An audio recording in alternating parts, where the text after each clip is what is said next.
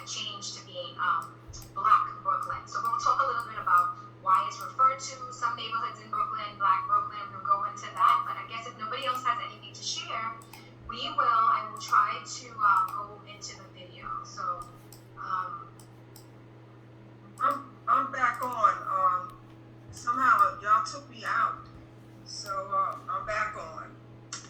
Oh, good. I didn't realize you weren't there, Dr. Yeah, I wasn't. It kicked me out.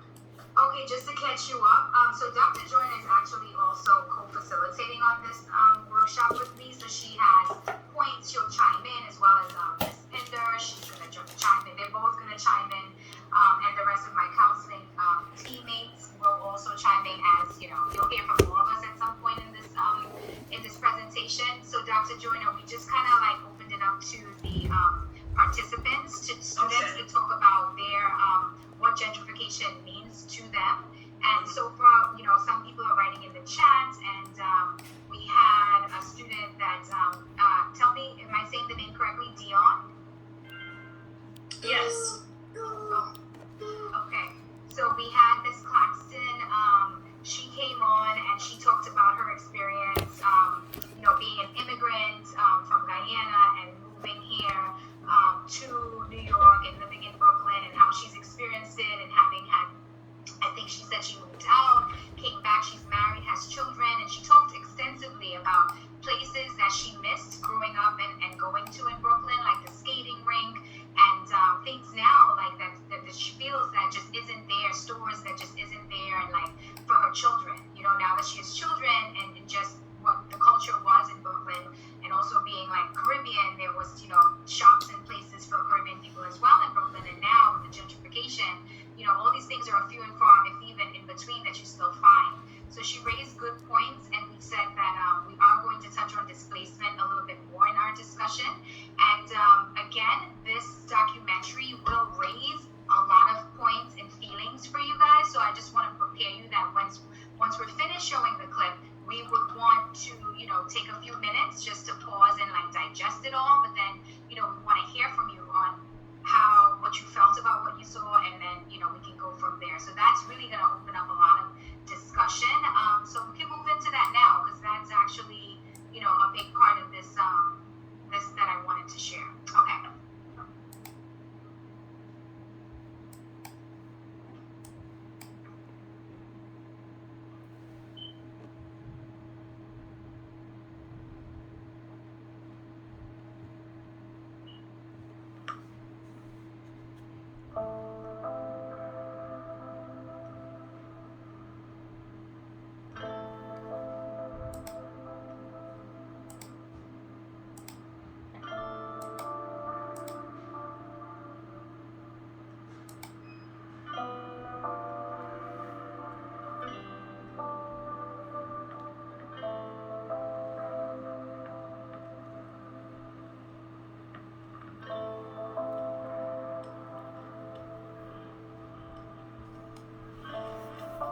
When I picked up the camera, there was something magical about holding that instrument in my hand. I saw magic, I was able to see things differently. I grew up in Red Hook housing projects in South Brooklyn. I was born in 1960. And, my family, for some reason, had migrated there. The majority of people living in that complex came from, they had southern roots, and it was family. The neighbors looked out for one another. You see Stoops where young girls were doing other girls' hair. This is before bottled water. When we grew up, there was no bottled water, This is kind of like normal to do back in the 70s. Wouldn't do it now, but it was something that was customary.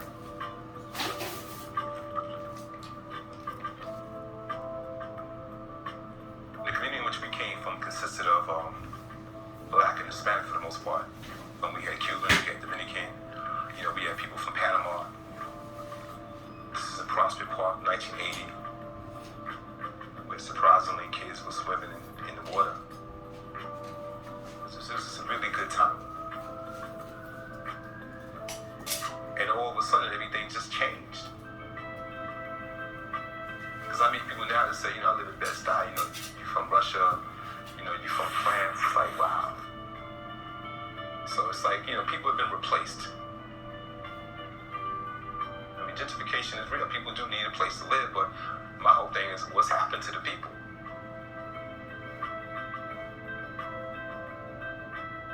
This Brooklyn, the one of graffitied subway cars and stoop life, was the one I moved to in the 1980s. I didn't know it at the time, but I was part of a new wave of migration to the area. Like a lot of people, I had come to New York right out of college, following my dream of becoming a filmmaker. I chose to live in Park Slope, a residential neighborhood close to downtown Brooklyn, because the rents were cheaper than Manhattan, and it was a diverse community that reflected a lot of my values. The city was coming out of some hard times, but new people were moving in, buying and renovating brownstones, and starting small businesses. I liked the neighborhood feel and the mix of old and new. Over the next 2 decades, I lived in 6 neighborhoods in Brooklyn, places like Warham Hill, Fort Greene, and Clinton Hill. I loved Brooklyn, and a lot of other people seemed to like it too. By the year 2000, the influx of newcomers had transformed these neighborhoods. Brownstone sold for $3 million. Brooklyn had become a hip, expensive brand. Don't get me wrong, some of the changes were appealing to me. But over the years, I noticed my African American and Puerto Rican neighbors were moving out. And I started to feel like the neighborhood character that drew me to Brooklyn was slipping away. Except for downtown Brooklyn. There, nestled in between all these brownstone neighborhoods, was a stubborn holdout against gentrification, Fulton Mall. It was an 8x3 block area centered on Fulton Street, right off Flatbush, across the bridge from Lower Manhattan.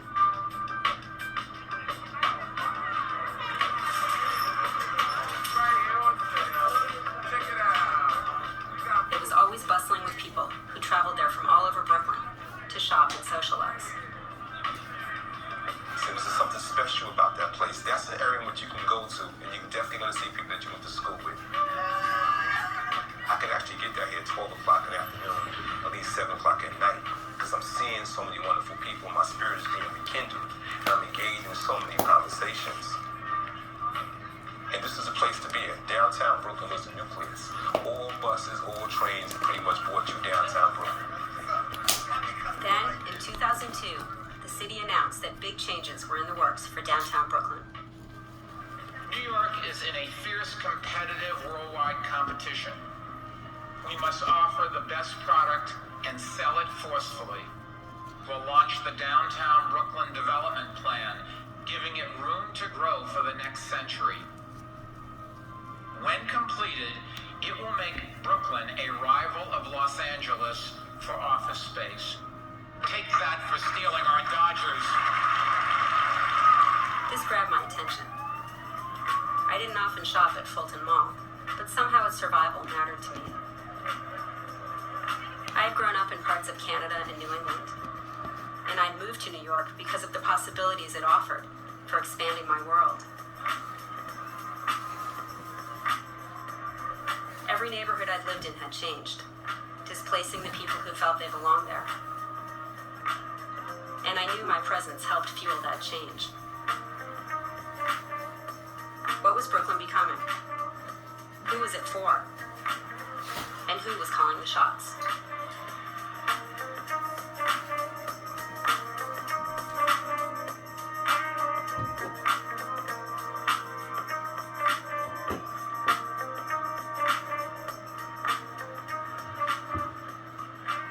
Growing up in Brooklyn, my first little shot at entrepreneurship, I used to get downtown at 9 o'clock in the morning on Saturdays, and I used to have 2 dozens of roses, and I used to sell a stem of roses for 50 cents.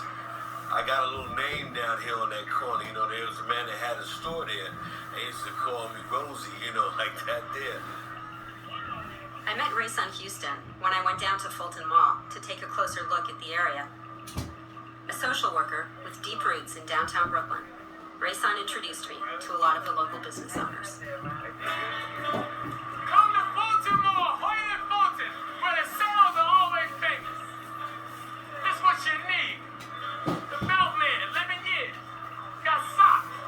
Everybody needs socks. We have the fried bake with saltfish. We have curry chicken, curry potatoes, stewed beef, curry shrimp, curry beef, oxtail, dumplings.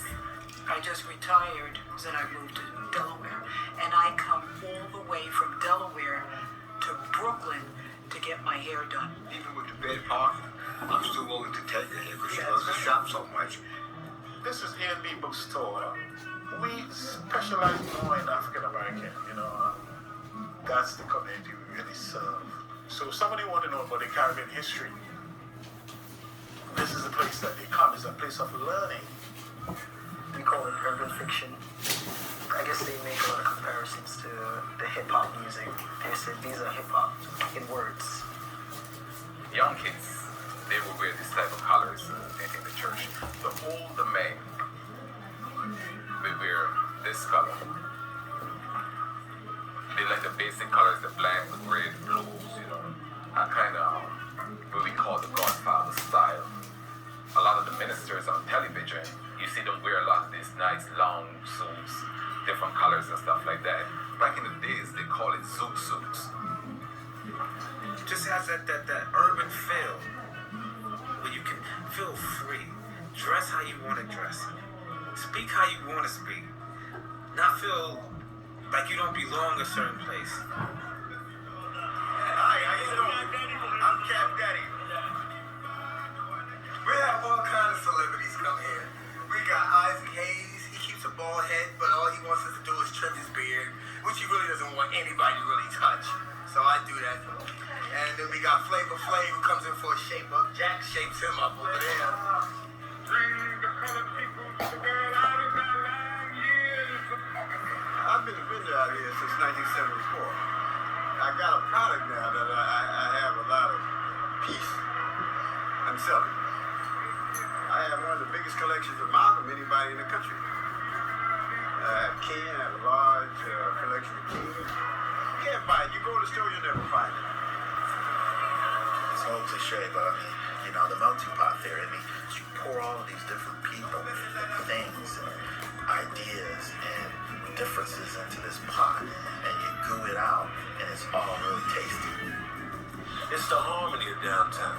It's those little things that you can't really go nowhere else and do. That's the reason why I love downtown.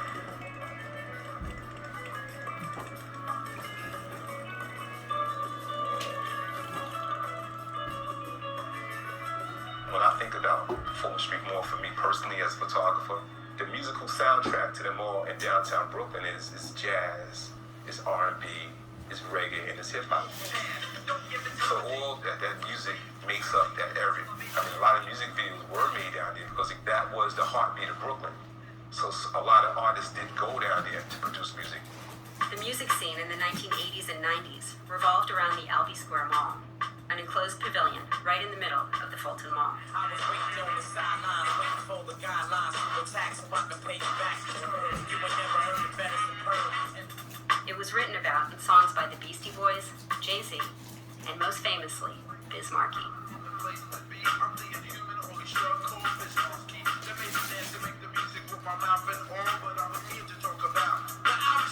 You had Big Daddy Kane, you had Biz Markie down here in the mall like every other day. It's like these guys went to school down here. Sometimes on the corner, you would see like a group of guys standing there and they always sitting there rhyming to each other. That's when the big chains was out and everybody used to wear the big chains. The major jewelry shops who sold those chains was at Albee Square Mall.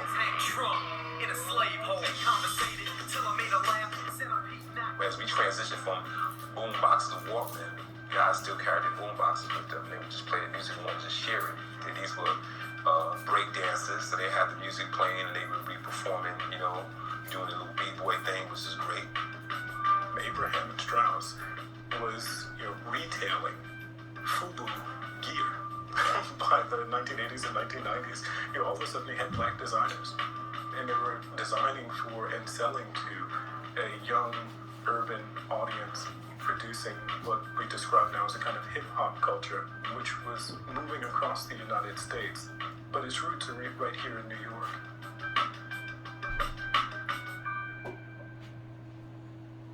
Downtown Brooklyn is about to get a makeover. In 2002, the news media started releasing details about the downtown Brooklyn plan. Academic and cultural opportunities.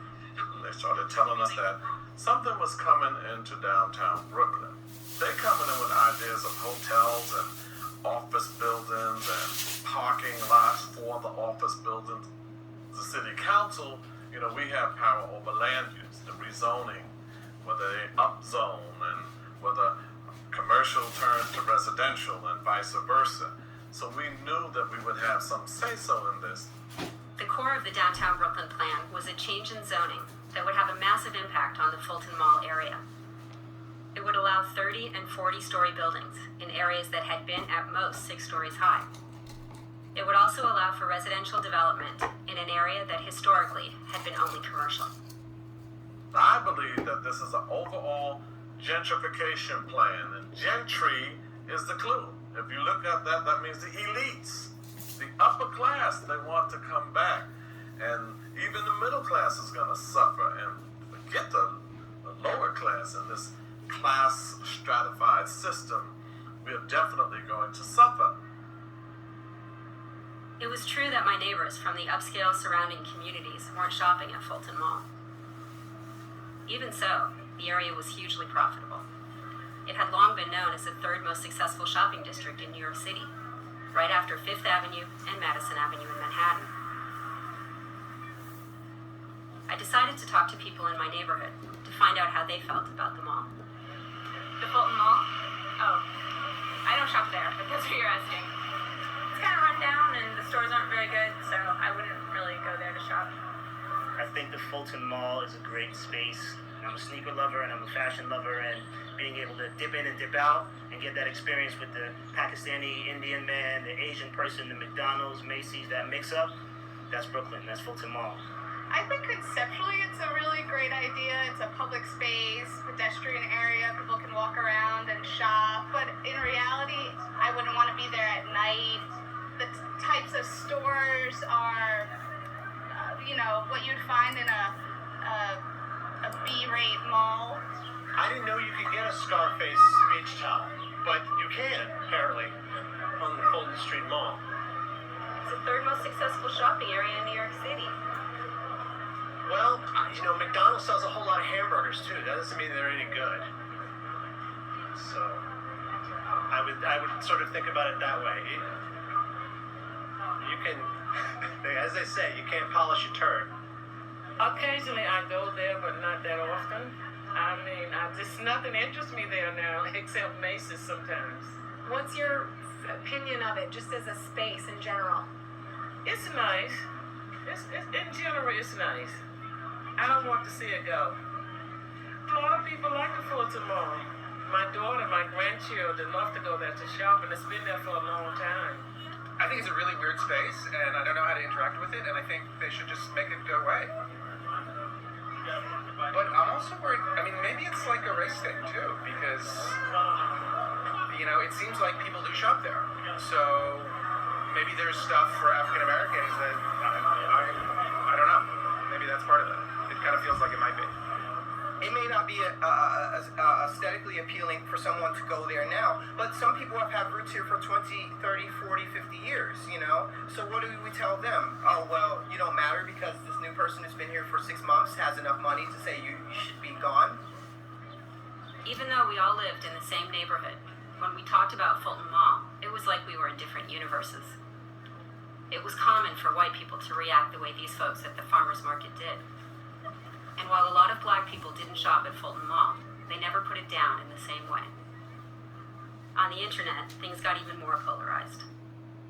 Whenever gentrification came up, there were hundreds of posts about the pros and cons of the changes Brooklyn was going through. People concerned about what was happening were called whiny white folks trying to save a trashy ghetto mall. There were references to crack, SUVs, and gold teeth. being anti-gentrification was equated with being pro-stabification and pro-shootification. Some old-timers just wanted new people to leave. Other posters thought long-time residents should just be thankful their neighborhoods were improving. This stuff hit me close to home and brought all my questions about the racial dynamics of neighborhood change to the surface. After being priced out of a few Brooklyn neighborhoods, I had moved to Fort Greene in 1999. At the time, it was a predominantly black community, and the cheap real estate allowed me to become a homeowner. I bought an apartment and renovated it for my husband. I love living in Fort Greene, especially after I had a daughter, but it was starting to go through some of the same changes I had lived through in other neighborhoods. What was the impact of my presence in my neighborhood? Was the kind of change I kept seeing inevitable? At the very least, I thought I should understand something about how my neighborhood, home to some of the most beautiful housing stock in New York City, had fallen on the hard times that now made it possible for me to live there. I turned to historian Craig Wilder for some help. He lived in a nearby neighborhood, undergoing some of the same changes. We're in Bedford-Stuyvesant, Brooklyn. I spent the first 21 years of my life here and went to school in this neighborhood, grew up here, and ultimately actually studied the neighborhood. Bedford-Stuyvesant, like a lot of Brooklyn, has changed dramatically. There's been a process of gentrification in the neighborhood. And in many ways, actually kind of odd. It's gone back to, in some ways, the neighborhood my mother remembers, probably more than the neighborhood I remember. Bedford-Stuyvesant was virtually all black by the time we were born. My mother remembers it as an integrated neighborhood. She grew up in a neighborhood where there was still lots of Jewish families and lots of Irish families, and her dad bought the brownstone that she was born in and that we grew up in back when it was a predominantly white neighborhood and there were very few black families. One by one, neighborhoods changed rather dramatically in Brooklyn. The nickname for my neighborhood was Do or Die Bed-Stuy by the time I got to high school and college. And I remember the struggles that parents like my mother had, finding decent schools for us to go to and worrying about what happens to, young black boys and young black girls in a neighborhood that really is being overwhelmed by crime. What basically Brooklyn faced was what cities across the United States faced. The first great challenge that's going to really reshape urban space is the Great Depression.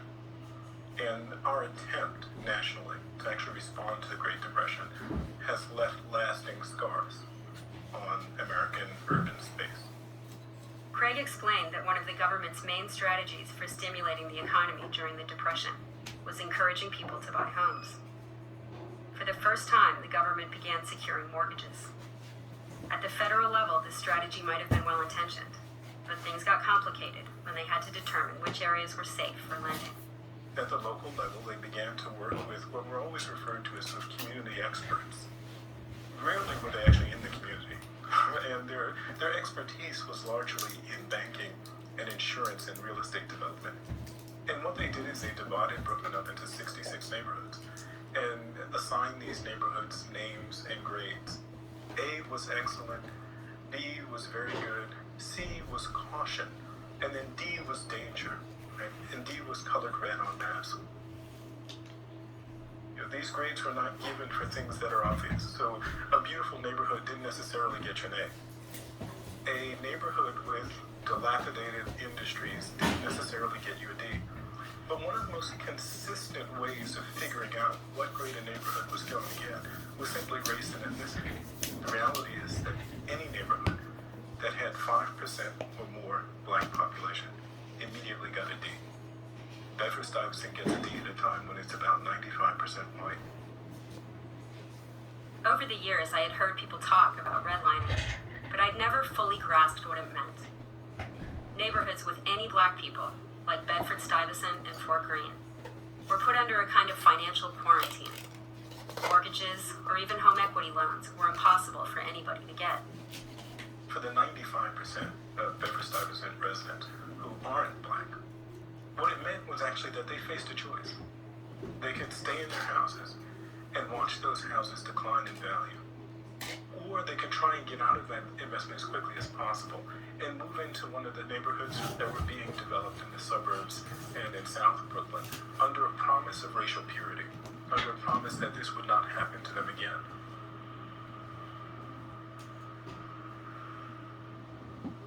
It's when I moved into East Flatbush that I started to see that the Hasidic Jewish community that I felt was well-grounded, they just started to just leave immediately. You know, it's like within a matter of 5 years, they were gone. And we couldn't understand why. I had no idea why they moved out. By 1970, 500,000 whites had left Brooklyn. The beneficiaries of segregation were the developers who were selling them new homes.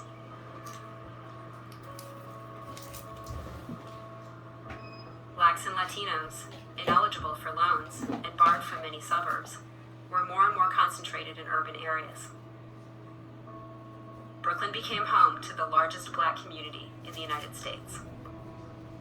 Thousands of black people and Latinos are actually moving north into these segregated districts. They're packed into declining districts, and districts we're withdrawing the public services from. Very resources that people depend upon to sustain a kind of quality of life are actually being withdrawn. And so one of the great sort of myths, I think, of the process of ghettoization in New York and across the United States is this idea that black people and Puerto Ricans and non-white folk are generally moved into neighborhoods and destroyed them. Those neighborhoods had actually been targeted for destruction before the victims of that destruction ever arrived. But the real story is that what they did is they kept the real estate market from collapsing. They built community gardens. They created block associations. And they did all of these things that actually kept neighborhood by neighborhood, block by block, house by house, Brooklyn viable through one of the most miserable periods in the urban history of the United States. And downtown is part of that story. Fulton Street's grand department stores started to follow their white customers to the suburbs. And downtown Brooklyn emerged as a largely African American and Caribbean shopping district.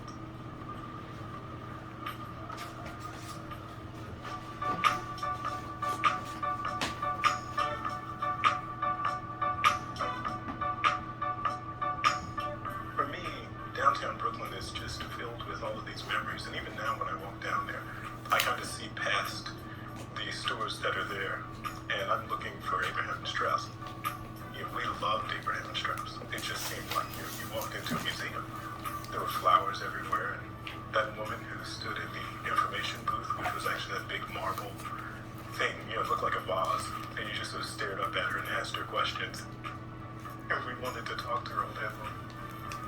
As a kid, I just remember this is where you went every year. You know, it was back to school shopping. It was summer shopping. Every school play, this is where you went to actually get the outfit, the uniform, the costume, whatever it was. It happened in downtown Brooklyn. Our favorite restaurants was always Junior's. And so, you know, here you have what's basically a Jewish deli, which all of a sudden is actually serving soul food. By the 1970s, all but one of the big department stores had gone, and the flow of resources out of the city had taken its toll on downtown Brooklyn. The first mall that opened up in Brooklyn was King Plaza. And King Plaza was in the heart of the community where people really want you. More likely, back in the 70s, you got attacked. So it became very dangerous to go out there. And, you know, a lot of the stores kind of like made you feel unwanted. So you just got to the point where, why deal with this? Where I could just go 20 minutes to my house. I mean, 20 minutes in either direction, you downtown Brooklyn. And then a new group of entrepreneurs actually found space downtown and created new businesses, new industries, new services. These were great entrepreneurs in some ways. These businesses knew how to respond to the demographic changes in their community and to continue to make a profit.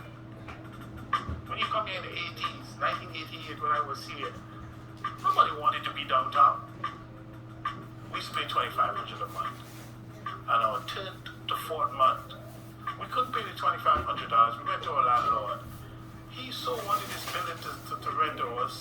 decade that he knocked off $500 from the rent. So we were here when nobody wanted to be here.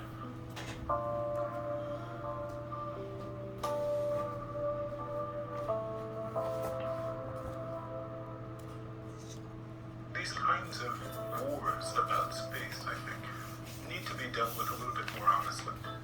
And the process of gentrifying Brooklyn is not necessarily a process of making Brooklyn a better place to live. We were supposed to learn something from our history.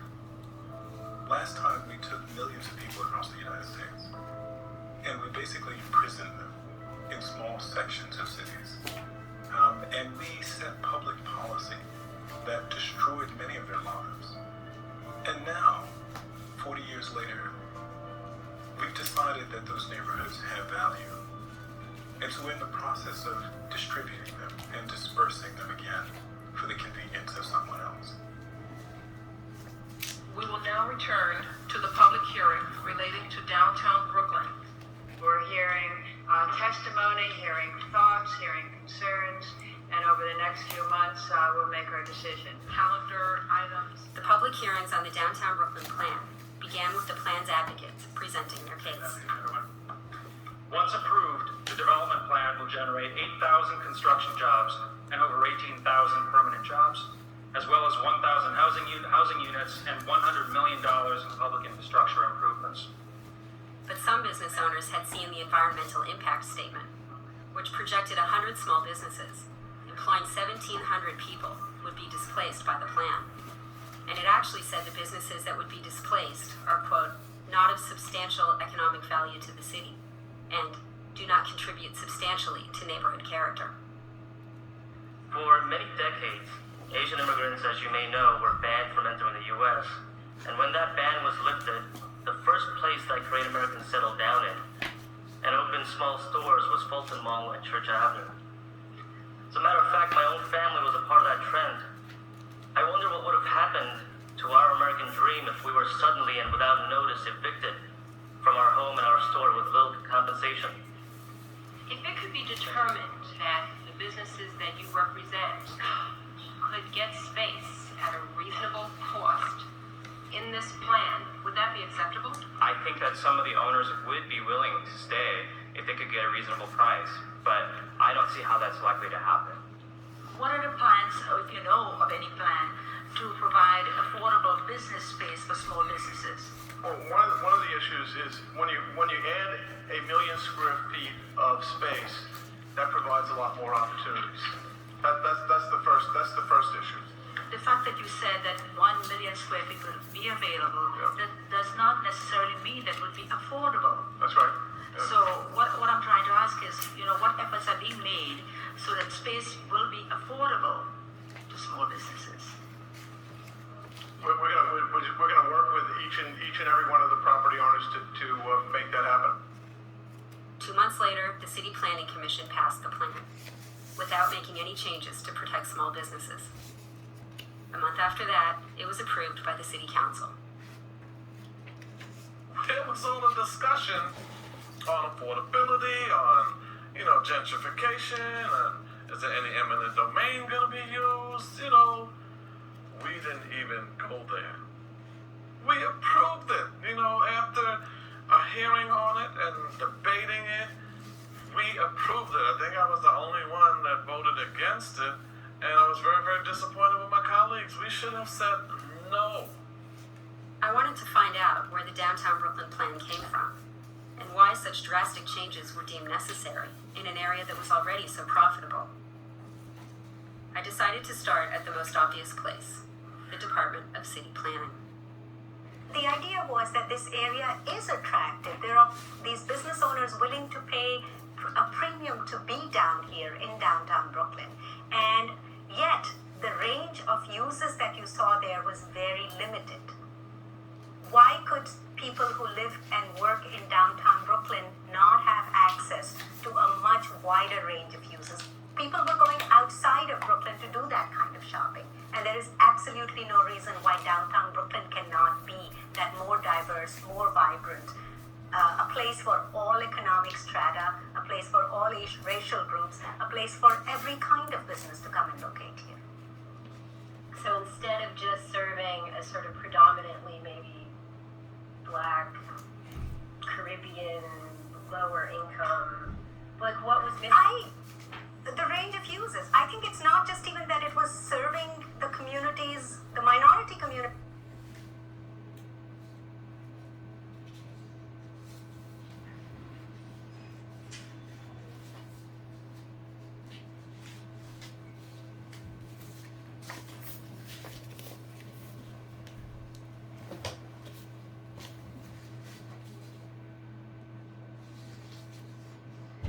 So I kind of want to stop here and open it up now for, for some conversation. We want to just give you a minute to process this movie, this documentary, and the clips that we showed. I mean, this documentary is about an hour and 14 minutes, so I am choosing to stop here to just give us more time to talk about the images that we saw and, just how seeing this, what it makes us feel. I mean, for me, when I first watched it, it gave me a lot of feels. So I'm going to open the floor to students, faculty, whoever want to jump in and just kind of like share what you're feeling after, seeing this. Rita, can you stop sharing? Okay.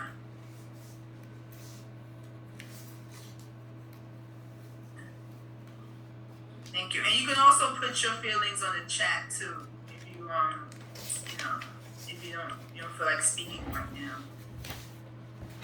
Hi, this is Joelle James. I'm a counselor in the SEEK program.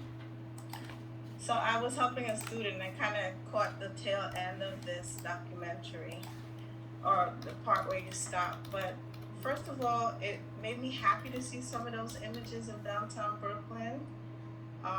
Some of it I grew up seeing, some of it not so much because it was really from way back. But it made me angry and sad.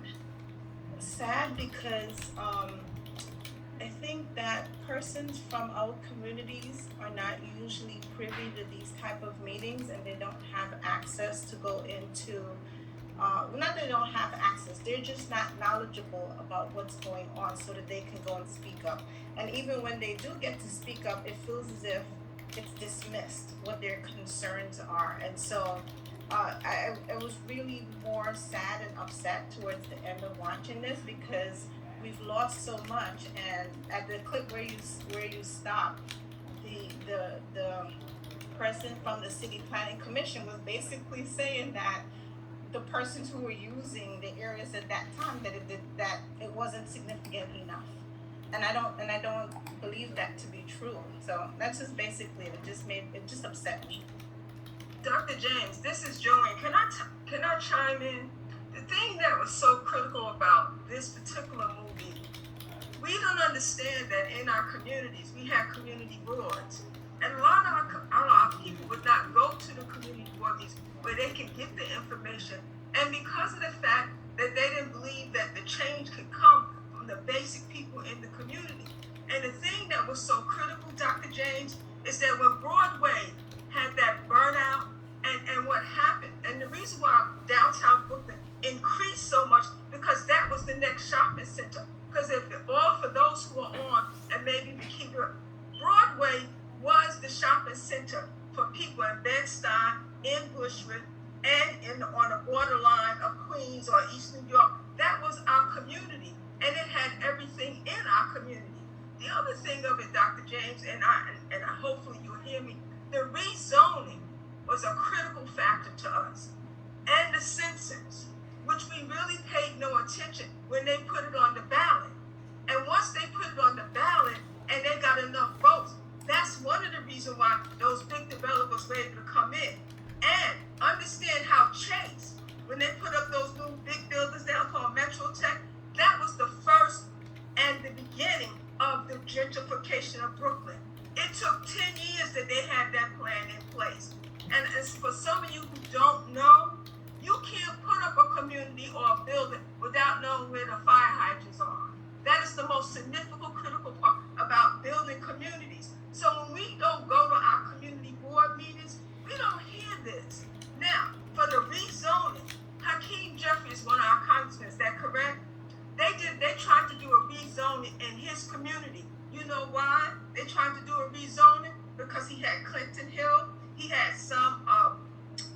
Mattoon out there near Coney Island. He has so many parts of that region. They wanted the space. And you know what happens when the rezoning takes place? We lose resources, and that's what happened into our community. We lost resources in our community. And when we did not follow the census, once we did not use the census are critical to resources in our communities. And because we did not fill out the forms as we should, we lost resources. And understand, so Park Slope got it, some Brooklyn Heights, they got it. I mean, Clinton Hill got it.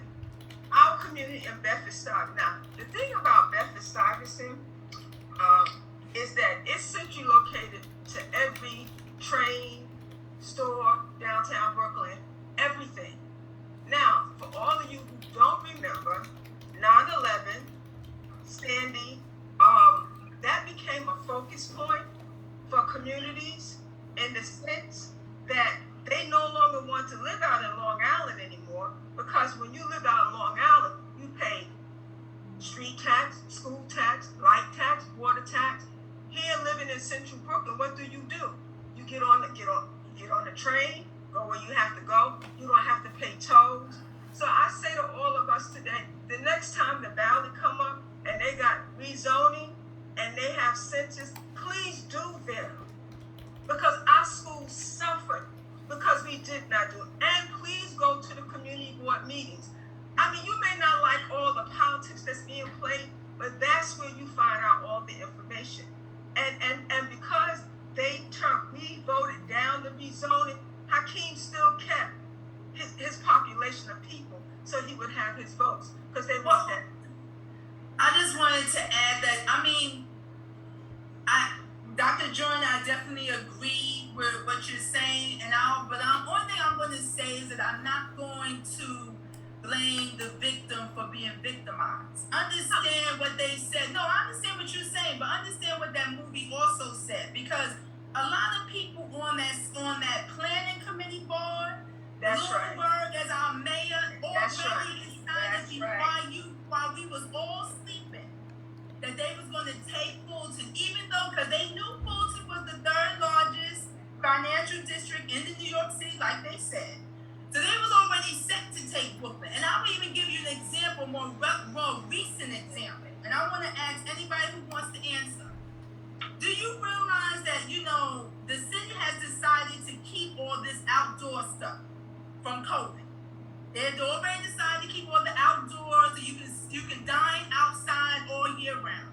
They recently, as of just Monday, had a planning committee to decide how they was going to do this, because they're taking up a lot of the streets. Now, I'm a driver, and I'm really mad about how much street stuff they're taking up, but that's okay. Now, it was only Monday that they tell you on the news that Monday night they was going to have that meeting. So this is the thing I'm saying. They keep that information. Now, I'm not saying what you're saying is not right. You need to try to join something, but understand when people are surviving, they're surviving. And in the 70s, 80s, 90s, when what was happening in Brooklyn, most of us were surviving. So trying to get to a board meeting, can you please mute Miss Milton? Can you please mute? The door. They had the bed at the door. They had the bed right here. And was Rona, you have to mute your phone. Bona, can you please mute? F-A-C. The host can mute her, no? Yes. Marita, mute her. How are you? Rona, can you please mute your phone, honey? Or mute your thing? I'm trying to figure out how to do that. Give me a second. Okay, go to her box, and those 3 dots next to it, mute. That's where the mute should be. I think we lost her. I don't think she's on anymore.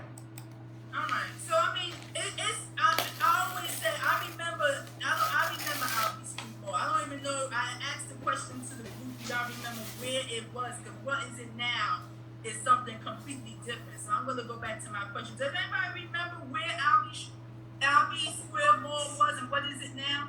That's where the Yes. Century 21 is Century now, 21. That's Mhm. right. That's right. Mhm. City Point.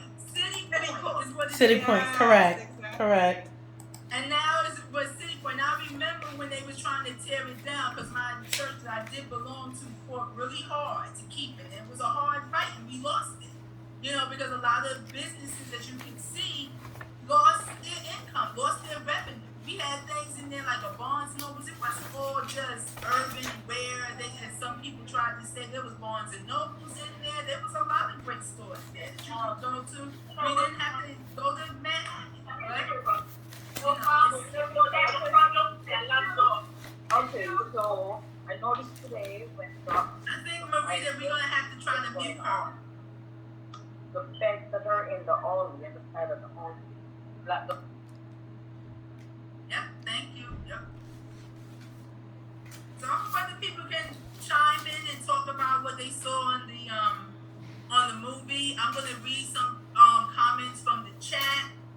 I'm sorry. I believe Miss Claxton made a comment. I'm gonna have to move it down though. No, Miss Murray talked about she shared the same feelings as Dr. James. I love to see old Brooklyn brought back a lot of memories.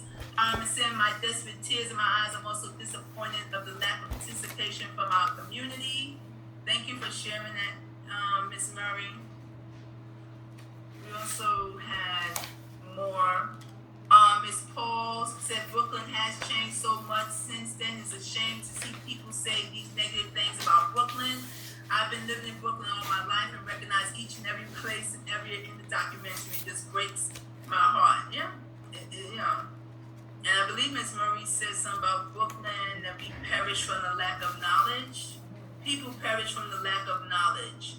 We need to get more involved and educate ourselves. Yes, I honestly don't believe minority and people of color understand the importance of census and community board meetings. That's true. That is an education that we all need to do. Future social workers, y'all need to get into that.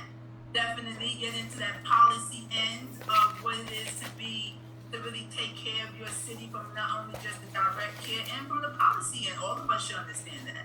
And Samanthia, I'm sorry if I'm pronouncing your name wrong, honey. I can't see your last name. Once we were announced that the non-colored people should move to Brooklyn, there was nothing anyone else could do. That's true. And that's one thing about the importance of a mayor. Always understand that as we continue to vote for mayors and leadership, what they say, they mean. Don't ever take nobody's words for, oh, that's just something they said today. No, that's what they mean.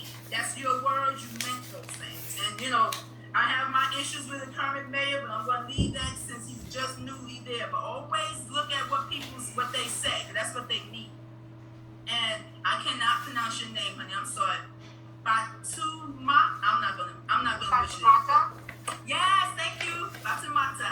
The process impacts all of us be it direct or indirect. I couldn't stop wondering how many of us here are involved in community boards to address situation and perhaps stop the process. Well, I'm gonna start mine. I'm fine with rotation. But I'm gonna start mine. The Bed-Stuy has just gone. It's just gone. So I might as well save what little I can. So Well, to the point, Ms. Keeper, when people living in Long Island, they don't want to live there anymore because it's not convenient anymore. It's not accessible anymore. Everybody and 9/11 really did a thing of giving Brooklyn an explosion in the sense that people didn't want to live on an island anymore. They wanted to feel safe. So when 9/11 hit, a lot of people ran to come back to Brooklyn to come across the bridge, and that's why the rezoning became so important to us and to our communities. Well, let me give a lighter note. Can I give a fun fact about Brooklyn? The Brooklyn Bridge was actually erected in 1883, May 24th, 1883. How many of you all know that the Brooklyn Bridge was named the East River Bridge, and in 1915, they changed it to the Brooklyn Bridge? That's one of the fun facts. I'll give you one other fun fact. How many of you all know that, yes, Brooklyn belonged to New York City, but geographically, it was located on Long Island? Those are just some of the facts that when we look at Brooklyn, how important our history is to us. But the other thing I would want to comment on is that as I looked at the film, the one thing that I took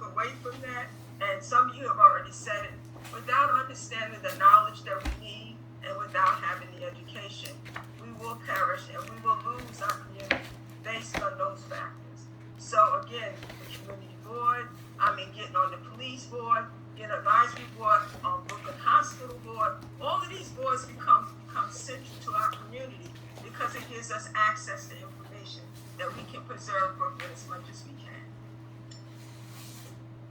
So I want to kind of just speak a little bit about, I want us to kind of touch on displacement and trauma a little bit, being that we see background information in the documentary of how rezoning impacts gentrification, which impacts displacement, loss of jobs. So now with Fulton Mall being replaced, being gone, right?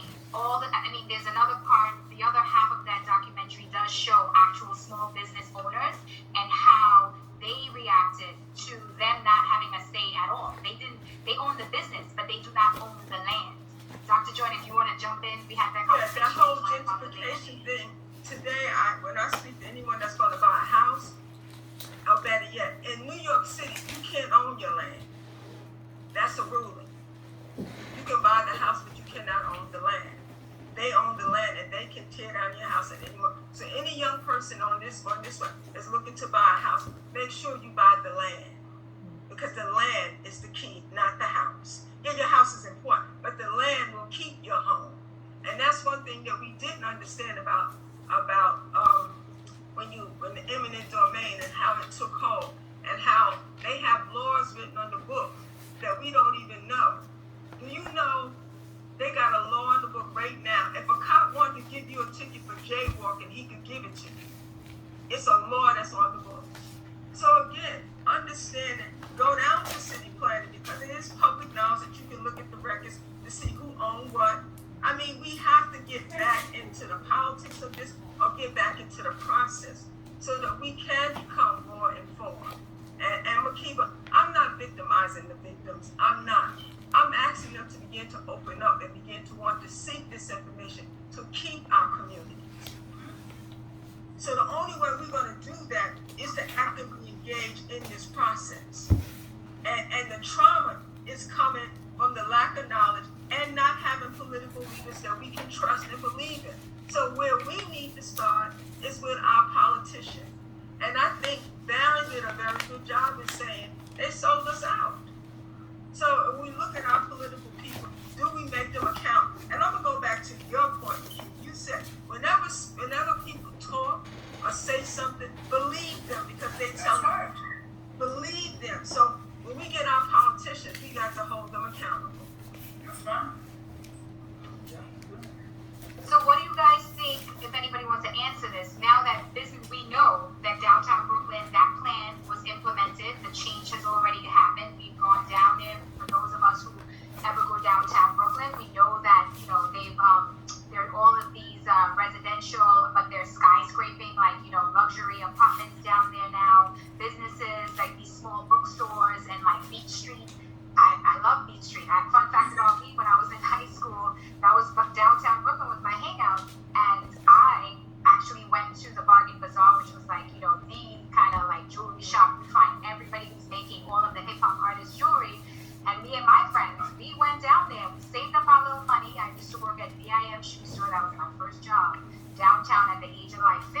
I think I was working at VIM, and saved up my little money, honey, and I invested in a pair of bottoms. I don't know if any of you know, that's the hip hop culture back then. We were wearing fronts and bottoms, and that was the thing. That's my generation. So I went down there, worked, saved my money, and the first thing I could do, I remember I went and got fitted for my first bottom. And it was, again, that's a fun fact about me. Do you think you'd see me with some gold fronts on at this age? No. But in my high school years, yeah, I had bottoms, and that was our thing. We had big gold chains. We had the nameplate, name earrings. We had the necklaces. So watching the video, to me, just is it put a smile on my face, and yes, it gives you all the feels. Then you go into seeing that things are, changing, and how the evolution and how a different ethnicity and racial group is coming in and devaluing the things that, for so many of us, it's part of our culture. You know what I mean?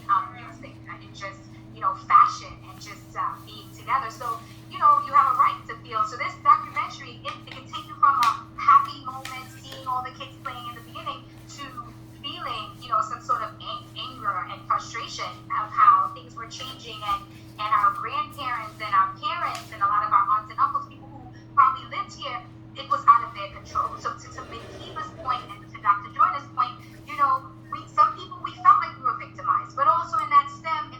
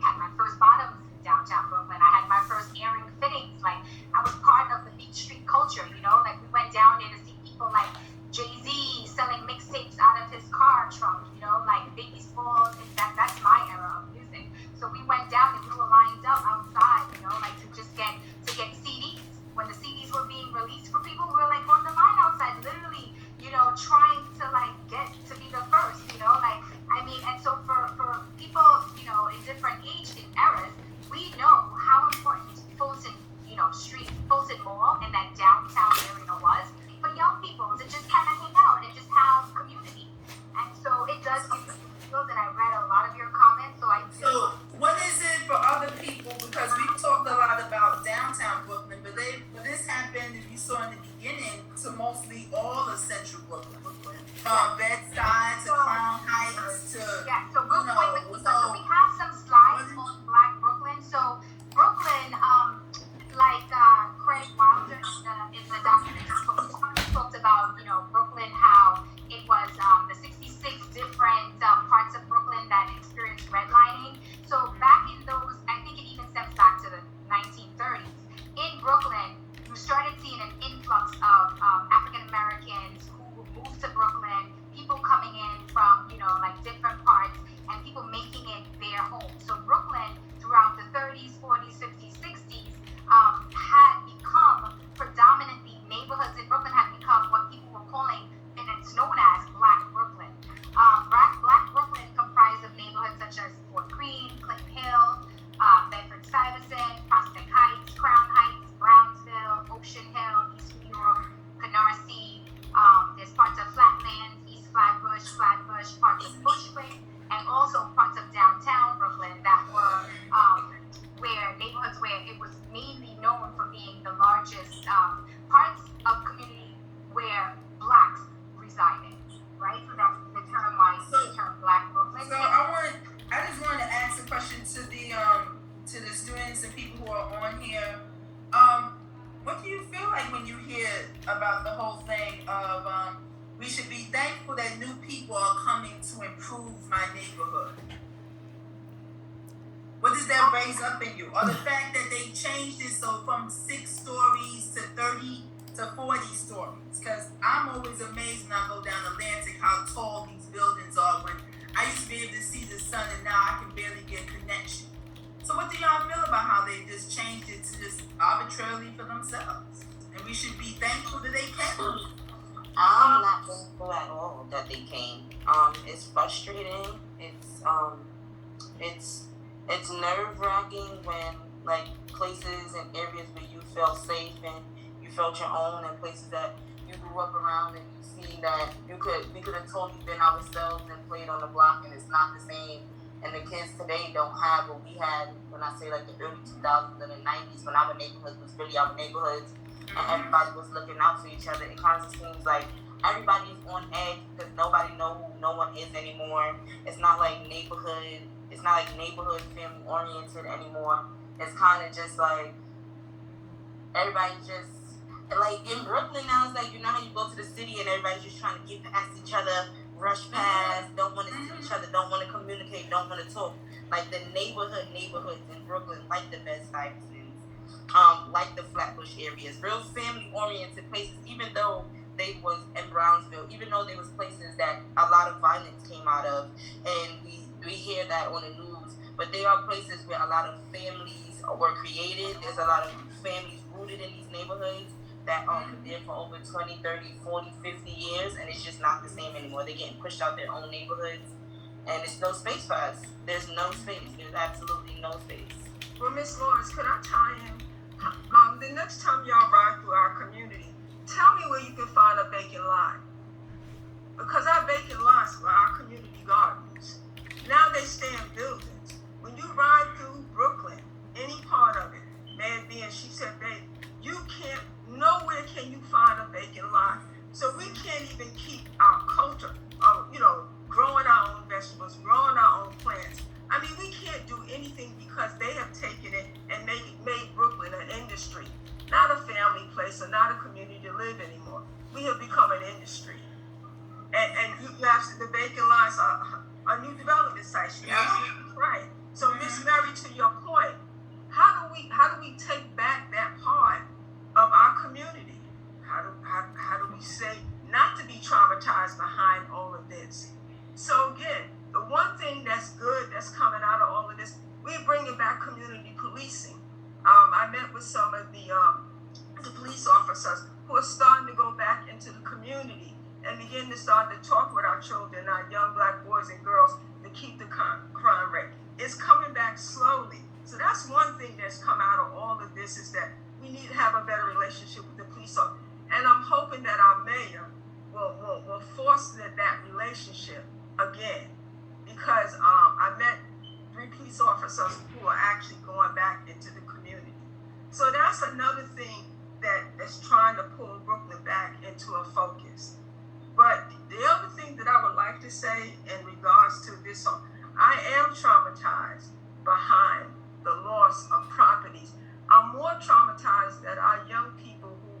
inherit these brownstones are willing to sell them.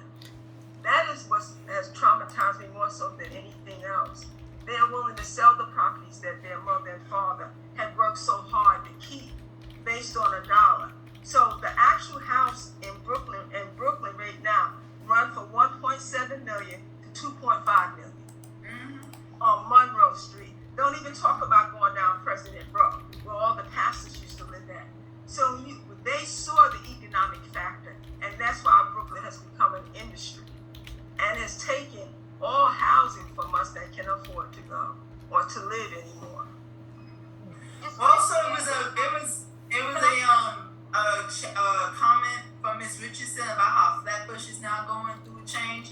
If it is, honey, if you're talking more about what I would call the black side of Flatbush, then it is time for people to start going to those community boards and finding out what kind of changes it's going through. Because unfortunately, by the time we realized that over here in central Brooklyn for Fulton Mall and Bed-Stuy, it was just absolutely too late. So if you're feeling like that, I don't really know. I don't live on that section. I don't really go down Flatbush like that. But if you do, then, at least try to see what's happening just for your own kind of understanding about what it is and to, see, and just for your own understanding, because it is sad. I know half of Flatbush, I like after a certain part, it's like black Flatbush to me. It's like, oh, you can see it and it's like, boom, you're like, oh, okay. Well, they're changing Black Flatbush, like right there on Lenox, like right in Black Flatbush is getting changed. The big market that used to be there, they broke it down. They're making a big development there. Yeah, Black Flatbush is getting shifted. Yeah, Caton Market. Yeah, it's almost too late. Like we have like 10, 20 different developments. It's crazy. It's crazy. Richard, you have a question? No, it's Dion. I'm sorry. I see a hand. Samantha? No, okay. Was it Dion Claxton. She wanted to say something. Oh, okay.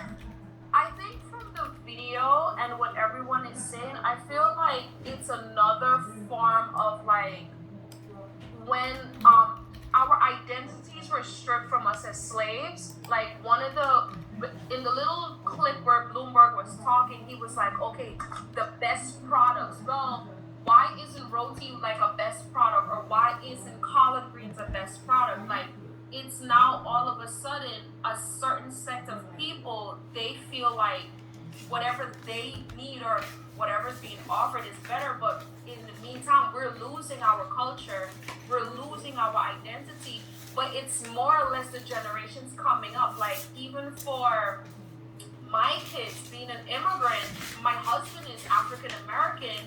He grew up in Jersey, but at the same time, it's like, how do I even teach my kids about both sides of their roots when it's not even surrounding them?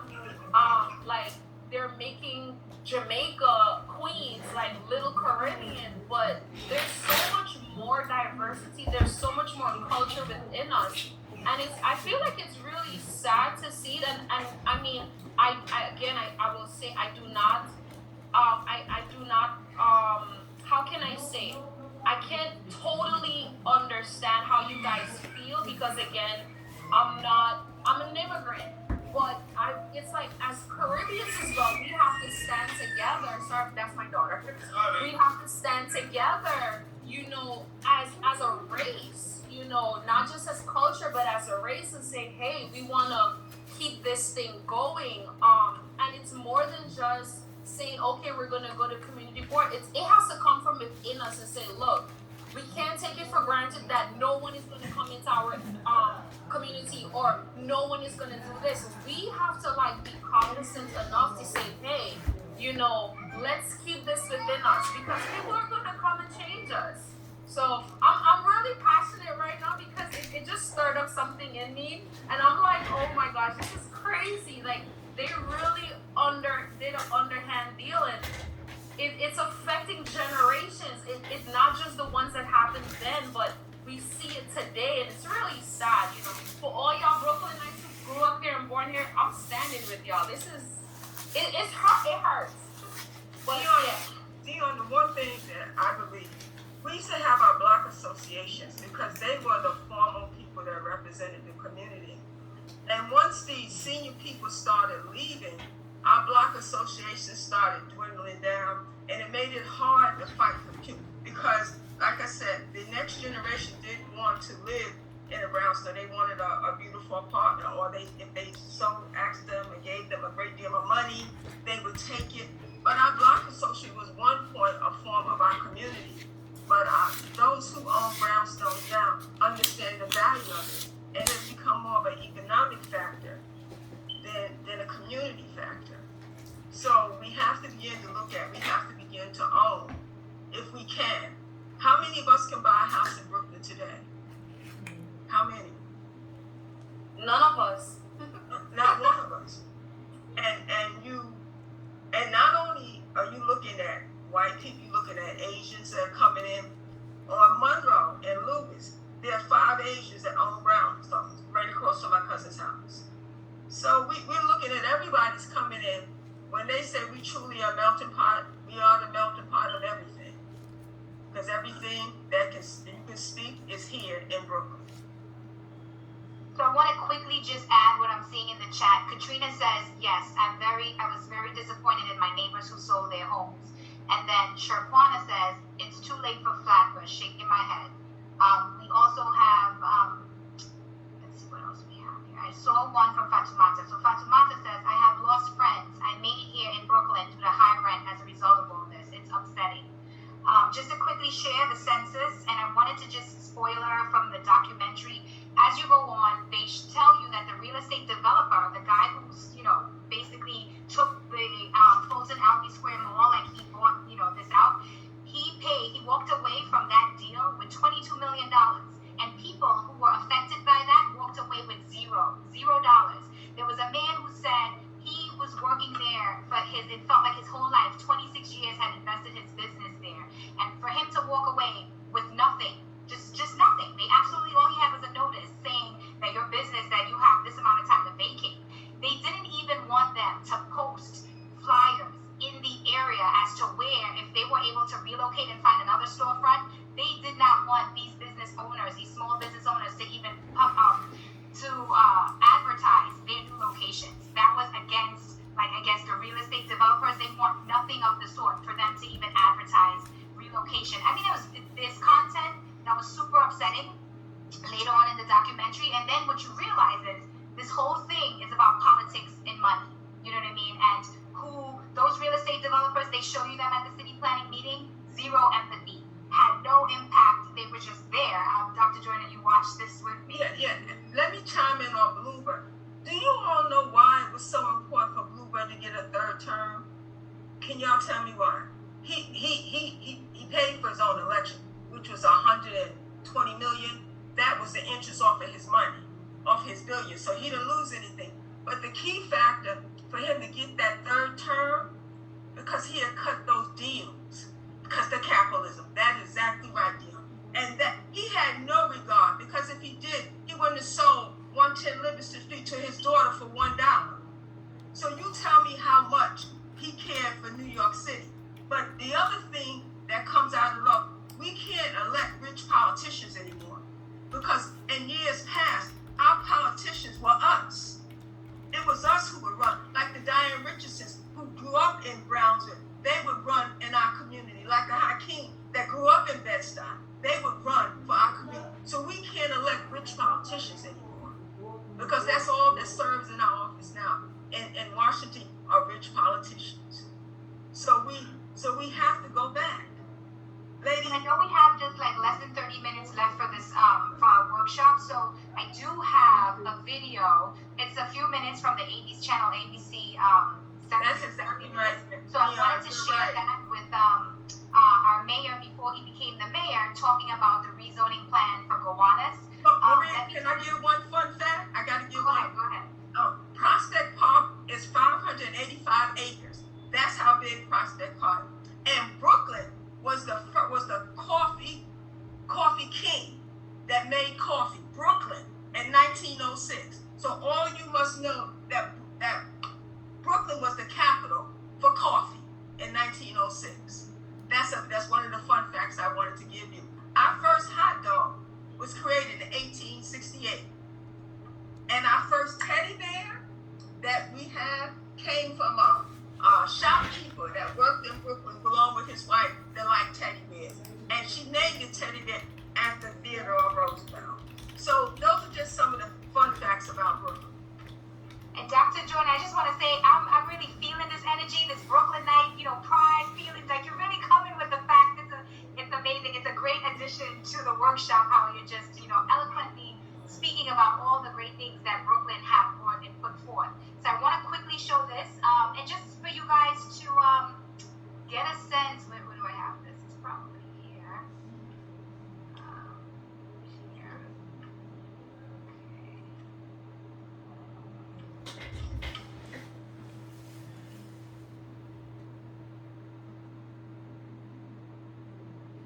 Skilled trades to this magnitude.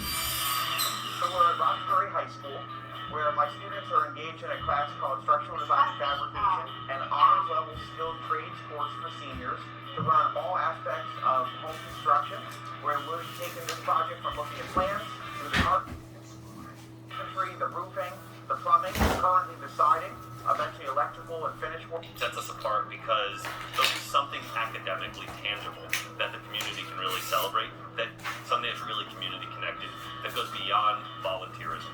Because that's truly what these kids are doing. They're learning something, but they're volunteering to give back to their community, and that's a life lesson that goes. We're going to be doing most of the work in May. We're framing the house, and you see how everything comes together from nothing to building it up. This is by far the best thing I've Alright guys, I don't know why this is career. It's my favorite project. I love doing this and coming to work safely.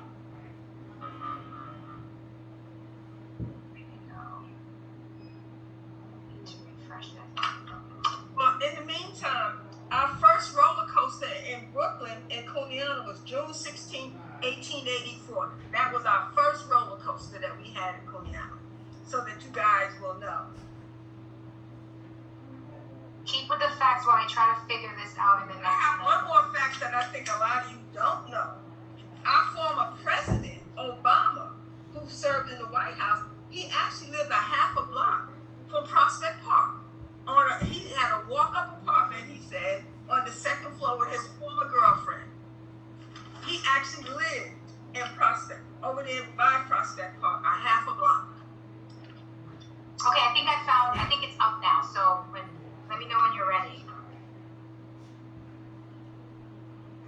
Okay, so I have this video up now. I'm going to rezone a neighborhood in Brooklyn. Brooklyn Borough President and Democratic mayoral candidate Eric Adams presented the plan today. It will transform Gowanus into a more diverse neighborhood by creating more affordable housing. Political reporter Dave Evans has the story. The population in Gowanus is like the rest of Brooklyn. Borough-wide, it jumped more than 230,000 in the last 10 years. But the black population of Brooklyn plunged almost 9%. And since I became the borough president, I've been clear that Brooklyn popularity must translate into prosperity for all Brooklynites. Today, Eric Adams said he's in favor of a massive rezoning project, 82 blocks in Gowanus, but only if the Gowanus Canal is cleaned up more, and only if City Hall spends close to $300 million to fix two troubled housing projects, both Gowanus and Wyckoff. Invest in public housing. Buildings cannot go up around NYCHA developments while the residents see their futures go down. Not acceptable. We can't allow it to happen. The zoning change will lead to at least 8,000 new apartments, more than a third of them affordable, and there will be new 20 and 30-story buildings. It's supposed to make Gowanus not so white, instead more inclusive, yet busier. I'm opposed to it because I do think it's rapid gentrification on a large scale. I think a lot of the analysis is incorrect. But Gowanus has already changed dramatically in the last few years. Joe Birchfield has lived here most of his life and says change is probably coming, whether we want it to or not. I think it's continuous. It's kind of like the way New York works. Always changing, developing. Right. Is that good, or does it need to slow down? That's a good question. The City Council will probably vote on the zoning change in either October or November.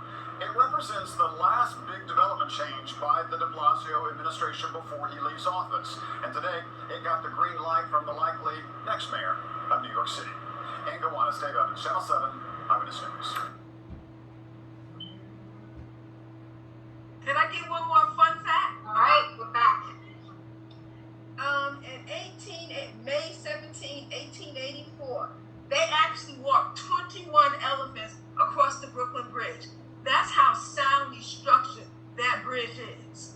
Can you imagine 21 elephants weighing more than 300 pounds? So we are strong barrel, and our bridge represents us. So Then you want to go from Brooklyn to Manhattan or Manhattan to Brooklyn? From Brooklyn to Manhattan, Makeba, from Brooklyn to Manhattan. I mean, it is that. And I have one more fun fact. Y'all may not believe that Elvis Presley was in our Brooklyn Army. Wow. Was. Yes. So, because it was called the Brooklyn Army Terminal during the World War II. He was actually served. So I know where he got his soul from. Okay? Straight up. He got it from stealing his music. That's where he got it from. He didn't serve with no black people. We know that. We know that. But I just want to ask you guys, what, and to open it up to the floor, what do people feel after seeing our now mayor, right, back then former president, talk about what this plan was and how he was invested in, in just not, putting down more of these buildings unless they focus first on these housing, New York City, NYCHA housing, to help redevelop them for people in our community. I mean, what are we, any thoughts on that? It'd be interesting to see what was the result of that city council meeting, because they said it happened October, November. So that was last October, November, right? Correct. Yeah, this So that already last summer, 2021, August 2021. Do we have anybody on the line that is in that area, the Gowanus area? I'm not. My church used to be there. The church I belong to when I grew up, but I don't know. But one more fun fact. Okay, Miss Richardson, are you on? Is that you now, or is it Dion? No. Her hand raised. Let's have, yes, Samantha has her hand raised. Okay. Hi, I am Samantha. So I wanted to talk about the Gowanus, and I think whether it's on the books or not, the only reason is I worked there. There's a PS, I'm not going to say the name, but it's right part of it. Okay. And it's a done deal. It's really a done deal. The high rises are there. Every day the bridge opens up, you gotta go like 3 blocks down or 3 blocks up to get into the neighborhood that you want to go into. And no, it's a done deal. It's just Is that bridge you're talking about that's near the Whole Foods? We have no, I'm talking about the one that's like Pig Bay. Oh, okay. It's a little lower down, but if that is open, I have to either walk up to Whole Foods, which is like a way off, and the fact that Foods is there, it's a done deal. It really is. Miss Richardson, my girlfriend works for the fire department. She told me that this plan of regentification was 10 years in the making. 10 years in the making. And what they did, they took from Jay and Myrtle to Prospect Park and Flatbush. That was the whole gentrification. She said it's been in the making for 10 years. We're late. And what they're doing now is that 3rd Avenue Bridge to the Bronx. The Bronx is next. What they're gonna put senior citizen residents and communities there. It's already there. It's already a done deal because he indicated under Bloomberg he got the approval. Now I wasn't supposed to see that blueprint, but I did. 10 years in the making. And also understand that, they do this very systematically. That's why, you just have to just think about it. Because the whole thing, even in the movie about the redlining, that's how it started. It started by devaluing our homes till they was worth less than nothing. And so if we didn't have that kind of lack of couldn't do anything with our homes because the homes was worth nothing.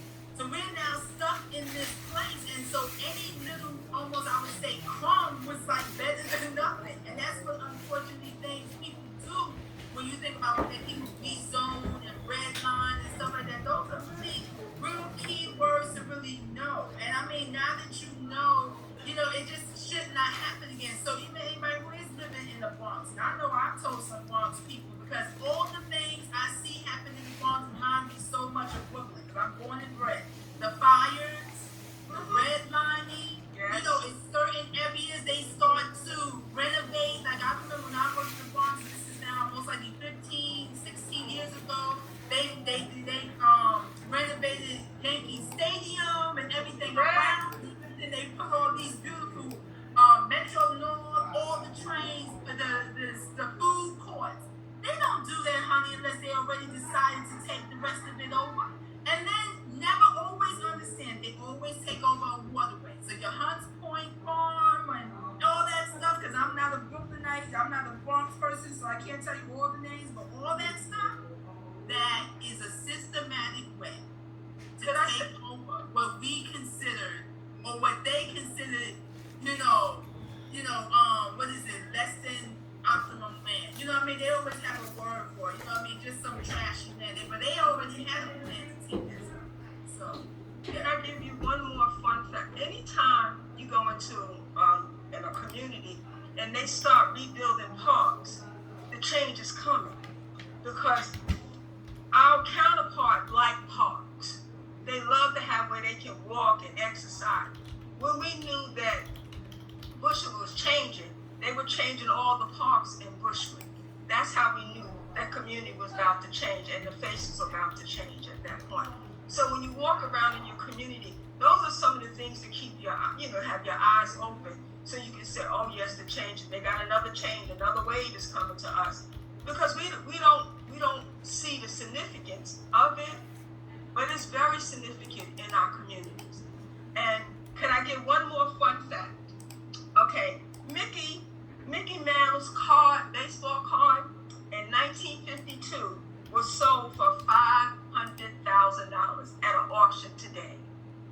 So again, when you talk about the Dodgers, and you talk about the Los Angeles Dodgers, you talk about the Brooklyn Dodgers, to let you know how rich our history is, and how many notable, famous people that came out of Brooklyn. Eddie Murphy, Spike Lee, Al Capone, Adam Sandler, Judge Judy, Woody Allen, Jay-Z, Michael Jordan, Barbra Streisand. So understand how rich our history really is in Brooklyn, and how we know that it's important to us, for those who were raised in Brooklyn. I was raised in Brooklyn, and I love Brooklyn.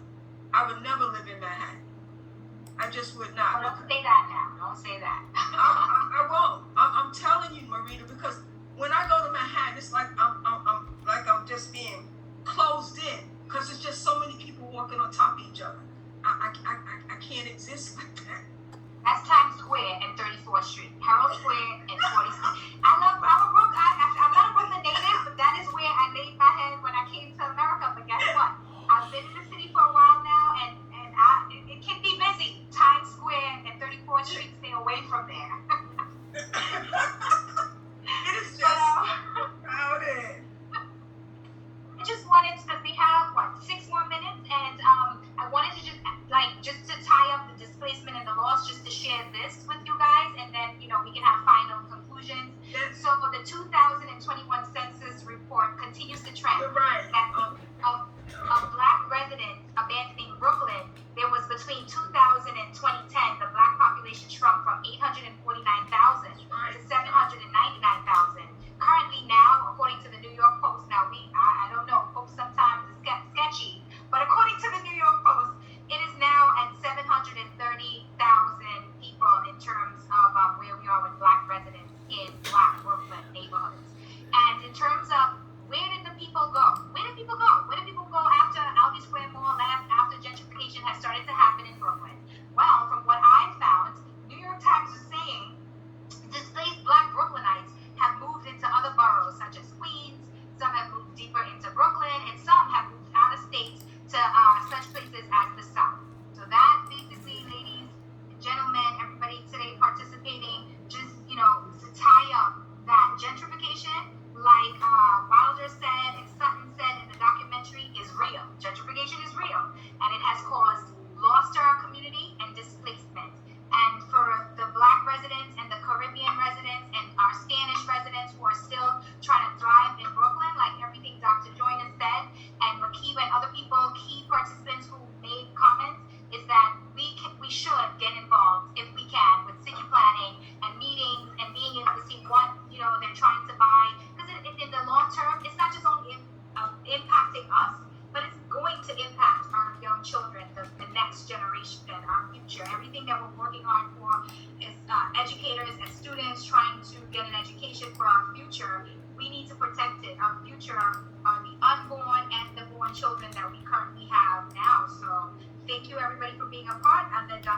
say her closing words. If you want a gentrification part 2 workshop, write us in the chat. Send an email to us at cap@mec.cuny.edu.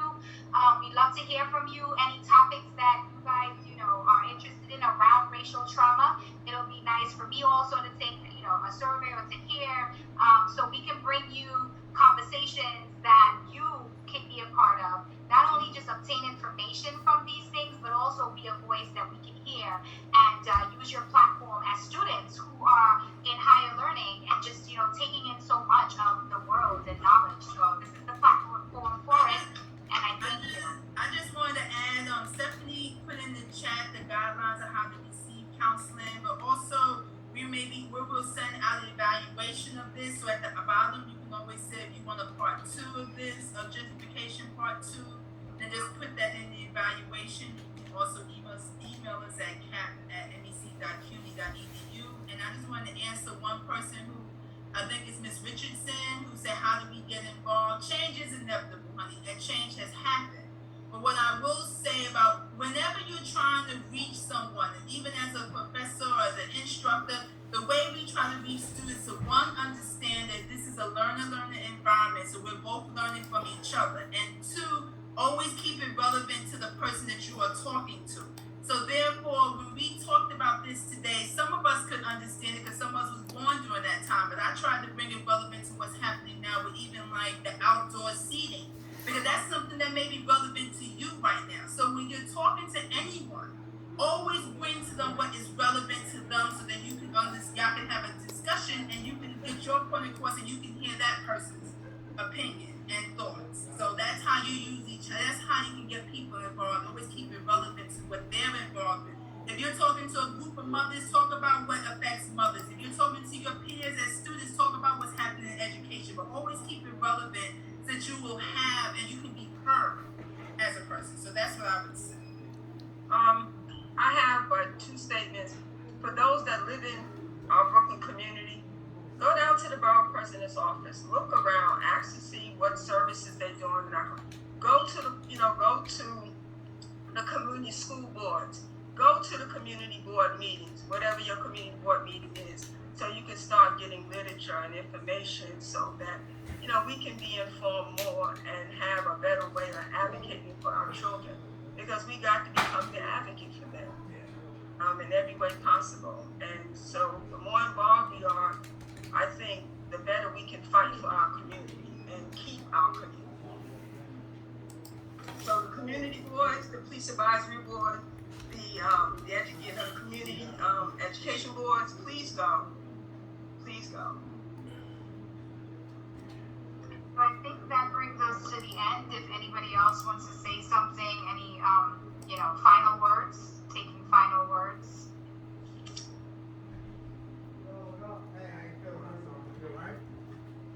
Well, if there are no final words, I see that we started out with 22 to 23 participants, and most of you stayed on till the very end. So thank you so much for being able to map this into your afternoon and, giving informative comments in the chat, being a part of this platform and this workshop, so that we can have discussions that impact us as people of color, because this is happening. This is a real, like they said, gentrification is real.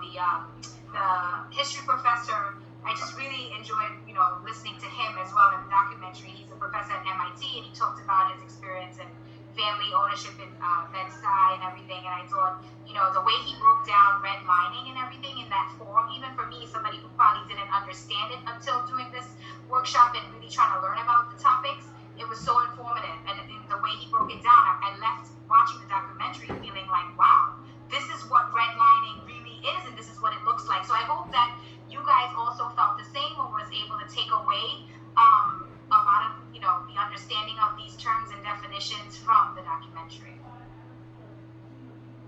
Thank you, Marita, for such good facilitation. Thank you, Dr. Joyner, for your fun facts and facilitation. And I guess that's it then, right? Yep, that's it. The fun facts goes down in workshop history. They were. Yes. We gotta incorporate more fun facts, guys. We're going to incorporate the fun facts. That's going to be Dr. Joyner. Thank you again. Thank you, guys. Thank you so much, everyone, for coming, and we'll see you next month. I don't know if it's gonna be gentrification too or colorism, but we'll send out some information about next month's topic. Thank you so much. Thank you. Okay. Question, the video was My Brooklyn, correct? Oh, Yes. this is my Yeah, If so you the receive video, the email, I will share, it's called My Brooklyn, and the filmmaker is Kelly Anderson. She's a filmmaker, and she basically was living in Brooklyn, downtown at the time, around the time in the 80s when she witnessed it. So it's like real for her, like her experience going through and seeing the change in Brooklyn she's actually a gentrifier, right? So it came from a perspective. Interestingly enough, the video was done, the documentary, by an actual gentrifier. So I thought that's also an interesting fact about it, that she is a white woman who was a part of the gentrification, like gentrifying, member of that community that came into Brooklyn, but she, as a filmmaker, opened up the world and the dialogue and the conversation about what was happening to the people who lived in these communities, right? Us, before she came in. So I thought that was, very interesting. I will share that. Thank you, Stephanie. She shared it in the chat. Yes, I see that she did. Thank you, Stephanie.